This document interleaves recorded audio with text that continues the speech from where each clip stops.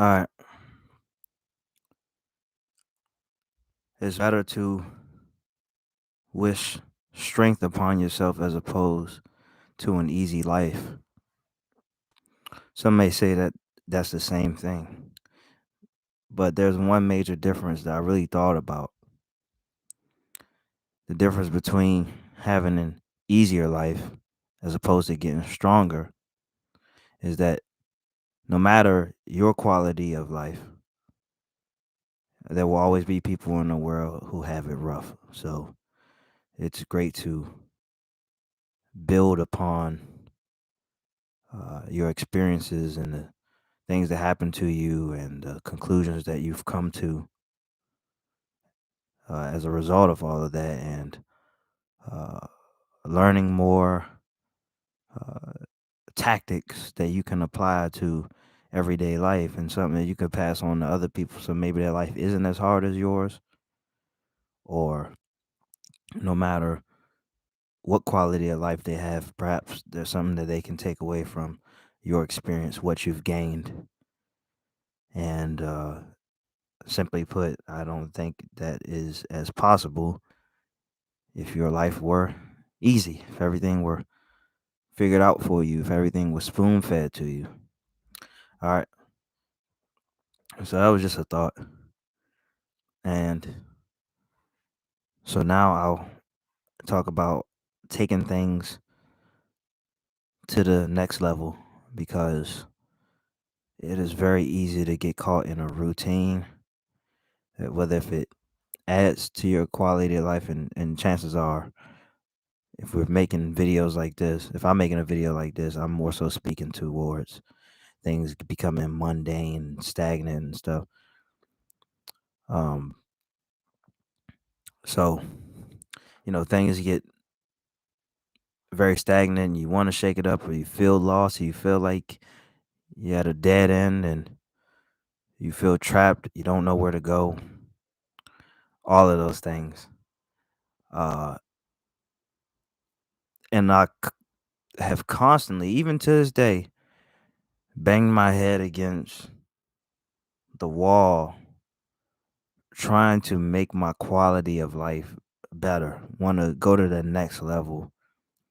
And simply put, you have to bring out a different element of yourself, something that may have been lying dormant, a side of yourself that maybe you've known before. Or a lot of us are accustomed to moving when we're being pushed.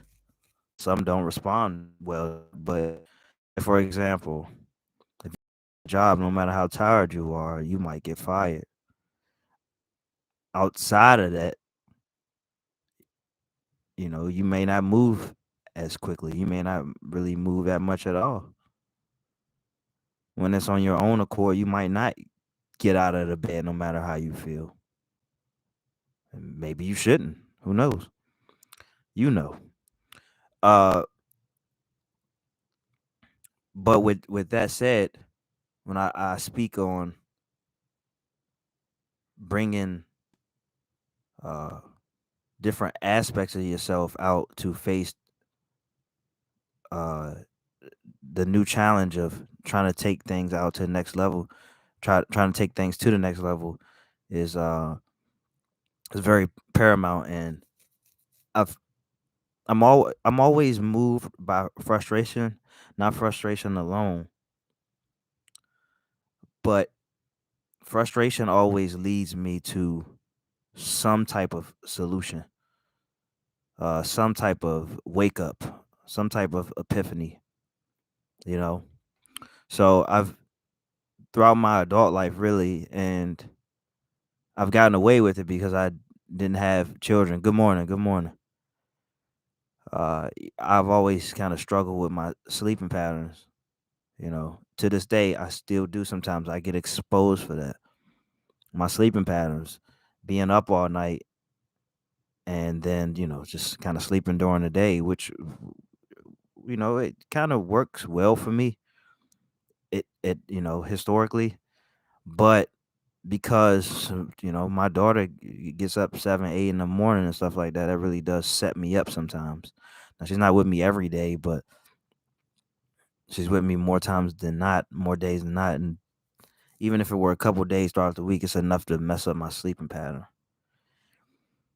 And so you couple that with the fact that I want to have kind of I want to have an optimal uh, quality of life. I want things to move kind of, I would say, in unison. I've always known for it. Uh, well, for a while, I've known for it to be optimal to wake up earlier. You know, ideally wake up as early as 3 or 4 in the morning.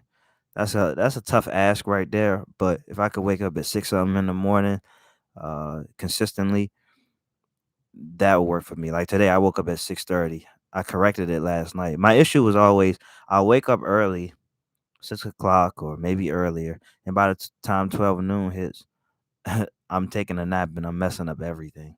Then I'll probably be up all night. So, but that's a different story. Uh, but for example, that's just one of the changes that I felt I needed to make to take things to the next level. All right. So with that, if especially as it starts to get consistent, you start throwing in more of a routine. So like right now, for me, it doesn't have to be in chronological order. I don't have to do things in order. In a specific order rather. Uh, so typically on days like this where I'm waking up early, it's coupled by meditation and journal entry and working out and stuff like that. So far, I've done done a little bit of exercise. I'm not finished. I have no problem exercising throughout the day. It doesn't bother me. Doesn't matter how I feel. I'll exercise. But so far, I've done a little exercising and I've done the meditation aspect. I wanted to jump straight into this because I want to create more. So I don't want to push that opportunity towards the end of the day, which I think is very important. The things that you claim you want to do the most, put them first.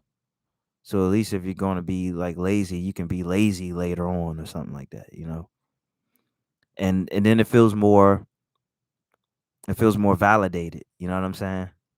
It feels more validated to be like, oh yeah, watching my show because you look back at the day as opposed to like we 3 hours in on this on this series, and maybe I should do something else. It's tough, especially like as the day goes on, you start to lose more and more willpower, and tomorrow always seems a lot better. So yeah, if I had to separate myself from this body and take control of it, one of the first things I would do is that I would take inventory of all the things that I've been meaning to do, all the things I say I want to do, and just put it first. And I think that's one of the things that will make you stronger. And if you play enough video games, you know that it's not about the game getting easier; it's about you getting more equipped, both the character and the player. All right. So you start to build up an internal skill set as your character does as well. And that's how a game stays kind of satisfying all throughout. Not all the time. It doesn't always work like that. Sometimes, some games are just flat out easy, or sometimes you set the difficulty to easy. I don't really do that. I like to play on the hardest levels, and I pay for it. There's a lot of games right now I haven't beat yet because of that. And then some games are just so fucking hard I haven't beat. But it's all about challenging, and that's another thing. You want to take things to the next level, keep challenging yourself. You know, it's so easy to make settlements. And so one thing that I like to do sometimes is that if I look up a definition of the word of a word, I will. So I have an app for it, the dictionary app. I'll go to the word. I'll read the summary, and any word that I don't understand in the summary, I'll click that word as well. How's that? Huh? And just you make a little game out of it since I'm here. Just keep going until until I understand what every word is. You know. Okay, so this is the definition. I understand what every word in the summary of this definition is. I understand every adjective, every synonym, every antonym, whatever. I don't think they even show antonyms or but anyway, I'll just keep going until. So even though I made a video of don't try, I still I apply that with going against the grain, and that grain is this is what you want to do, but you may not feel like doing it, you know? So I always weigh this. It's like, I may not feel like doing this, even though this is what I claim I want to do, but what do I have to compare this to? Something else I wouldn't want to do even more, you know? So whatever that may be, I'll say, oh, well, if I don't feel like doing this, but this would keep me from doing something even worse, like this would keep me from having to clock into a 9 to 5 job, which I don't want to do. Pick a struggle, pick a pain. Everybody's doing it, and some people don't really have much of a choice at this point.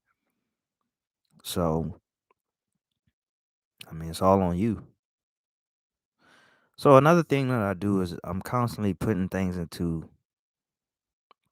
perspective. I guess in a sense, the way it registers with me is that it kind of does that aspect kind of does make things easy for me. Or maybe that is strength. I don't know. See, that's where the lines get blurred. That's the gray area right there. It feels easier, but maybe I just got stronger. I don't know. But either way, just constantly putting things into perspective, knowing when to hold them, knowing when to fold them, knowing to be selective with your battles, selective with your activities, selective with what you put on your plate. Like last night, I was supposed to go out. I was supposed to go to a party with one of my best friends, and I hope he don't really try to shame me for it. But I had to sleep, man. Told you my sleep schedule was so fucked up, and with trying to work through depersonalization, man, this amount of stress that I feel in my body is painful. Shouldn't be feeling all these pains in my goddamn arm, and the rest of my body, really my chest and stuff like that. I had to go to sleep. I had to sacrifice, being included in something. I had to sacrifice maybe even having a good time. Had to maybe sacrifice communicating with people and building connections and stuff like that. I sacrificed that so I could sleep. In the long run, in hindsight, it was a great choice because I woke up, even though I had a nightmare. I woke up feeling rejuvenated enough to do things like this. And I guess that's just a part of maturing. You say you you make these sacrifices for something greater, and you learn to appreciate not only the obstacles that are in our lives, but i- the challenges that we choose to incorporate as well. Like you want to read more. Nobody says you have to read more. You want to read more for the added benefits that come with reading more. Okay, and so it's a good thing. That should be a motivating thing. All right, it's not much of a challenge when it comes to reading. It's not. I'm talking to myself too. Most of my videos, I'm just talking to myself. Um, Obviously, I reading is a bit of a challenge, but it's especially a challenge if you don't know how to read. If you do know how to read, it's not that big of a deal. You just do it until you don't. Everything you do, you just do it until you don't. All right, and that's what I was trying to sum up in the last video or one of the last videos when I was speaking about don't try. It shouldn't be that much of an effort. You just do it until you don't. So that's why I'm big on always putting things in a perspective. It's kind of like playing a trick on your mind, but really it's kind of like hurting it. Like, go this way, go this way. The redirection process is very underrated. These intangibles help sustain tangible living. Because if your mind is focused on the wrong things, it could really, uh, it could mess up everything. Simply put, it could slow down your operation. It could keep you stagnant. Um, so that was my thing. Even when I didn't really have much going for me, that I would try to always put things in a perspective. So I remember like when I wanted to start writing books, and I'm like, this years ago, and I would stop to think to myself, and I was like, it felt like kind of like a fraud. And I know they call that imposter syndrome, but I've just kind of felt like a fraud because I was like, I'm flat broke. Um, I don't have too much going for me. You know what I'm saying? Like I should be just focusing on making my life better as opposed to trying to help other people do that. But looking back, I realized that it was a good thing because I had quite a bit to talk about for a reason, and that's because there is great value to perspective. You know, uh, to philosophy. There's a reason why philosophy is such a thing. And it's not meant to keep. It's not meant to appreciate being poor or settle for being poor or whatever it may be. It's to help you with your day-to-day lives because unless you commit suicide, and I don't recommend that, you got to live this life. So we do what we have to do to make it better for us. All right. And so when we talk about taking things to the next level, I'm always big on that. Just as I kind of alluded to how I like to journal in the morning, I think it's also a great idea to journal at the end of the day to take inventory of how the day went, what went right, what went wrong, what you can do to make things better, to plan for tomorrow, and to make to make the unknown the known. If you're unaccustomed to drinking water every morning and or just taking a walk around the block, for example, you do that until it becomes the norm. You know, uncomfortable at first, and then then it becomes like a natural fit. For example, that may mean something else for you. It may mean something else for me to wake up early every day, to read every morning, to do whatever. All right, so I hope this helps. I'm going to be trying to apply some of the things that I spoke about in this video, and see what else is next. Uh, so take care.